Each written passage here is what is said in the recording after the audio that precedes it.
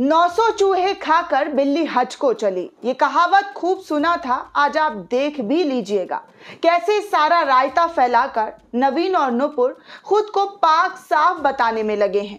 एक एक बयान सुनाएंगे और आप तय कीजिएगा कि ये जो बोल रहे हैं ये कितना सच है और कितना झूठ है। कहते हैं झूठ की उम्र नहीं होती है, वो कभी ना कभी सामने आ ही जाती है।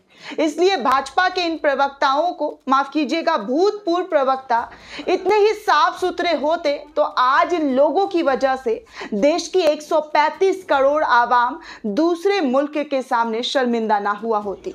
लेकिन वो कहते हैं ना, सत्ता का सुख जो मिल रहा था तो जो बांदी का दिमाग चांदी हो गया था, इसलिए एक से बढ़कर एक नफरत फैलाने चले गए।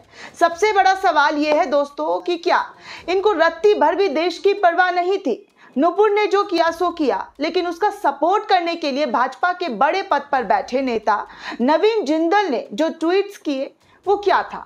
आज ये बेचारे बन रहे हैं। जब सत्ता से बाहर फेंक दिए गए तो बेचारगी दिखाई दे रही है, लेकिन जब नुपुर ने जो बयान दिया, जो गलत बयानी की, तब इनको वो सपोर्ट कर रहे थे और एक के बाद एक ट्वीट कर रहे थे।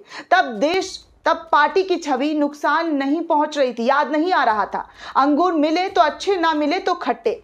जब बीजेपी का साथ तो खूब गंद मचाए, एक से बढ़कर एक गंदे भद्दे ट्वीट्स किए, लेकिन जैसे ही पार्टी ने बाहर का रास्ता दिखाया, बाहर फेंका, नवीन जिंदल क्या बोल रहे हैं वो भी मैं आपको बताती हूं दोस्तों। भास्कर से बातचीत करते हुए इन दोनों एक्स प्रवक्ताओं ने जो बयान दिया, जो कहा, उसको सुनकर आप जरूर सोचिएगा कि ये क्या कह रहे हैं। पार्टी जो करेगी ठीक ही करेगी। पार्टी ने मुझे निकालने का फैसला देश हित में लिया है।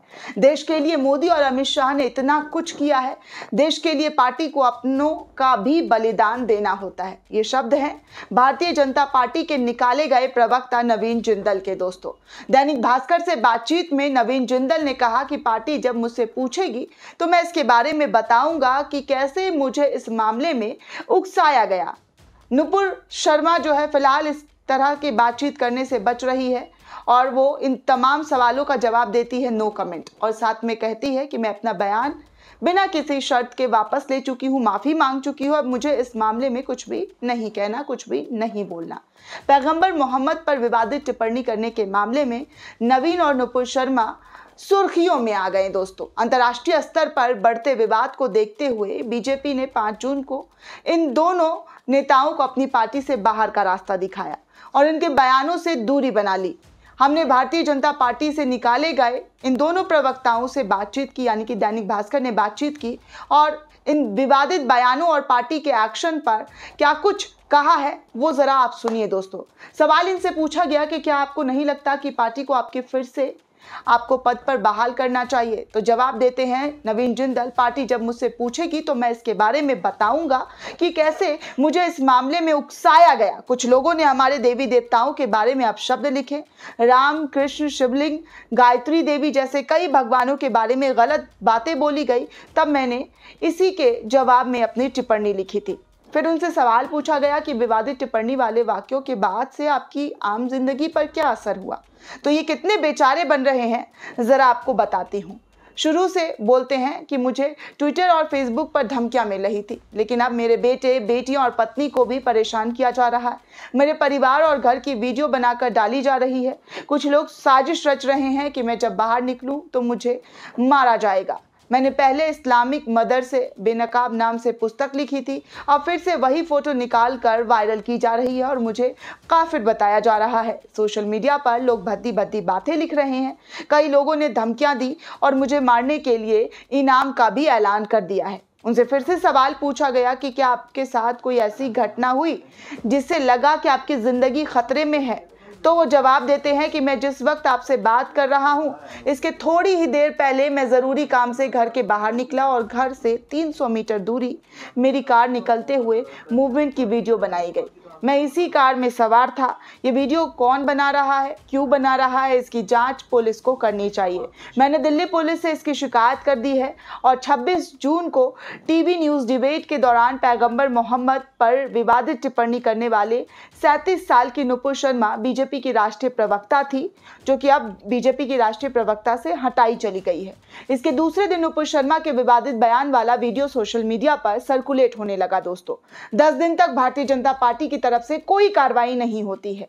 और पूरे मामले की जो मांग थी उसको लेकर भी कोई टिप्पणी, कोई भी माफीनामा नहीं आता है। लेकिन जब ये मुद्दा पूरे मुल्क में छाने लग जाता है तब इन दोनों की तरफ से माफी भरे वीडियो सामने आते हैं और ये अपने आप को कहते हैं कि हम बेचारे हैं, हमने अपने बचाव में इस तरह की बातें कही और हमें फंसाया गया, हमारी बातों को तोड़ मरोड़ कर बताया गया। हालांकि दोस्तों आप ट्वीट्स भी देखेंगे, वीडियोस भी देखेंगे तो कोई भी जो फैक्ट चेकर हैं उन्होंने भी इस पूरे वीडियो की सत्यता की है। ऑल्ट न्यूज़ के जो संस्थापक है उन्होंने भी इस वीडियो को ट्वीट किया। इनफैक्ट दोस्तों टाइम्स नाउ से इस वीडियो को चुपके से डिलीट भी कर दिया गया और कहा कि नुपुर शर्मा की उनकी बातों को तोड़ मरोड़ कर दिखाया गया। अब आप सोचिए कि जब बातों को तोड़ मरोड़ कर दिखाया जाएगा तो फिर टाइम्स नाउ ने इस वीडियो को डिलीट क्यों किया? उन्होंने माफ़ी तक नहीं मांगा।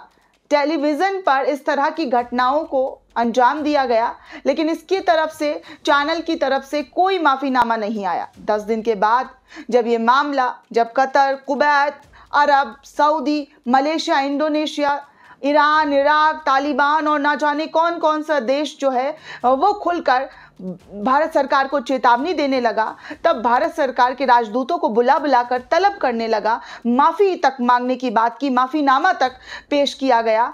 उसके बाद नुपुर और नवीन को बाहर की तरफ जो है पार्टी ने बाहर फेंका और कहा कि इन लोगों जो है ये लोग फिंगर एलिमेंट्स हैं, तो इनकी बातों का पार्टी से कोई लेना देना नहीं। लेकिन जब तक ये पार्टी में थे तो बड़े ठाठ से प्रवक्ता बनकर बैठते थे और खूब जहर बांटते थे। और आपको सबसे बड़ी बात बता दें दोस्तों कि नवीन जिंदल, जिनका इस पूरे मामले से कोई लेना देना नहीं था, लेकिन वो नुपुर शर्मा के सपोर्ट में आए और एक से बढ़कर एक गंदी ट्वीट्स करते हुए, विवादित ट्वीट्स करते हुए नजर आए और अब ये बेचारा बनकर बता रहे हैं कि इनको परेशान किया जा रहा है। हालांकि अगर कोई भी परेशान कर रहा है तो ये जांच का विषय है और जांच करनी चाहिए, लेकिन जो आपने किया, जो आपने पूरे देश का नाम खराब किया, उसको लेकर अभी तक इनके खिलाफ कोई एक्शन नहीं लिया गया है दोस्तों। और ये बार बार खुद को बेचारा बनकर सिक्योरिटी की मांग कर रहे हैं। फिलहाल नुपुर शर्मा को सिक्योरिटी दे दी गई है और नवीन जिंदल को भी ऐसा लगता है कि जल्द से जल्द सिक्योरिटी मिल जाएगी, क्योंकि वो बार बार टीवी चैनल्स के सामने आ रहे हैं और खुद को बेचारा और बेगुनाह बातें करके बता रहे हैं कि वो बेगुनाह है। हालांकि दोस्तों पूरे जो 10 दिनों का टाइम था, कई राज्यों से आंदोलन हुए, कई राज्यों में प्रदर्शन हुए, गिरफ्तारी की मांग हुई, लेकिन एफआईआर तो हुआ। इनफैक्ट उत्तर प्रदेश में तो एफआईआर तक नहीं कराया गया था, लेकिन अब एफआईआर हुआ और इस एफआईआर में महाराष्ट्र सरकार ने अब नुपुर शर्मा के साथ साथ नवीन जिंदल को भी समन भेज दिया है और नवीन और नुपुर को 15 जून को पुलिस स्टेशन आने की बात कही है, कोर्ट आने की बात कही है। अगर वो नहीं आते हैं तो उनकी गिरफ्तारी होगी।